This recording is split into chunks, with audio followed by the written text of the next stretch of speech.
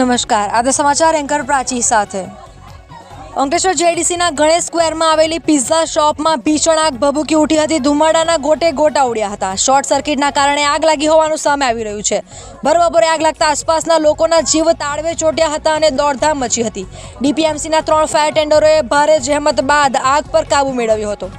અંકલેશ્વર જેડીસીમાં આવેલા ગણેશ સ્ક્વેરમાં આજે બપોરે આગની ઘટના સામે આવતા ભારે અફરાતફરીનો માહોલ સર્જાયો હતો। અહીં આવેલ એક પામ આઇલેન્ડ કાફે પિઝા પાર્લરમાં અચાનક આગ ફાટી નીકળી હતી। આગ એટલી ગંભીર હતી કે ધુમાડાના કાળા ડિબાંગ ગોટે ગોટા દૂર દૂર સુધી દેખાતા હતા। ઘટનાની જાણ થતાં જ ડિઝાસ્ટર પ્રિવેન્શન એન્ડ મેનેજમેન્ટ સેન્ટરના 3 ફાયર ટેન્ડરો તાત્કાલિક ઘટના સ્થળે દોડી આવ્યા હતા અને પાણીનો મારો ચલાવી ભારે જહેમત બાદ આગ પર સંપૂર્ણ કાબૂ મેળવ્યો હતો। સદનસીબે આ દુર્ઘટનામાં કોઈ જાનહાનિ કે ઈજા થઈ નથી।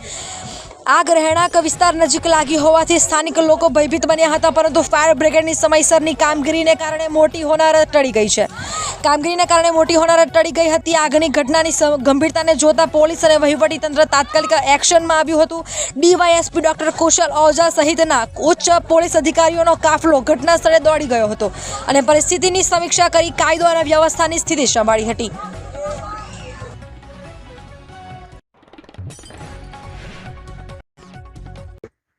આજરોજ અંકલેશ્વર જીઆઈડીસી સ્થિત ગણેશ પાર્ક ખાતે પામ આઇલેન્ડ કેફેમાં શોર્ટ સર્કિટના કારણે ફાયર થયું હતું તેવું પ્રાથમિક ધોરણે જાણવામાં આવેલ છે, પરંતુ આ ફાયરમાં સદનસીબે કોઈ પણ પ્રકારની જાનહાનિ નથી થયેલી અને ફાયર ટેન્ડર ડીપીએમસીની ટીમ દ્વારા ખૂબ ઝડપી ધોરણે જે આગ લાગી હતી એને કાબૂમાં કરી લેવામાં આવી છે અને ત્વરિત જે પ્રાથમિક ફાયરની ટ્રીટમેન્ટ મળી એના લીધે આગને વધુ વિસ્તાર વેગ ના મળ્યો અને જલ્દીથી આ ફાયરને કંટ્રોલમાં કરી લીધી હતી।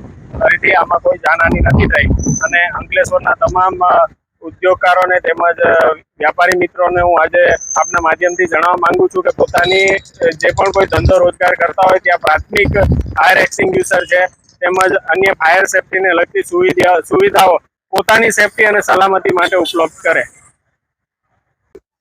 આજે અંદાજિત 3:45 વાગે એક ફાયર કોલ આવ્યો હતો કે ગણેશ શોપિંગ સેન્ટર પાસે કંઈક આગ લાગેલી છે 2 થી 3 દુકાનમાં। એટલે તરત જ અમારી ગાડી ઘટના સ્થળ પર રવાના થઈ અને ઘટના સ્થળ પર પહોંચ્યા પછી જાણવા મળ્યું કે આગ થોડું વિકરાળ સ્વરૂપ ધારણ કર્યું હતું। એટલે અમે તરત જ બીજી ગાડીઓ પણ ઘટના સ્થળ પર મોકલી અને આગને ખૂબ જ ઓછા સમયમાં કાબૂમાં કરવાનો કોશિશ કરી હતી। અંદાજિત 3 કલાક જેટલા સમયમાં અમે આગ પર સંપૂર્ણ કાબૂ મેળવી દીધો છે અને હાલ કુલિંગ પ્રોસેસ ચાલુ છે।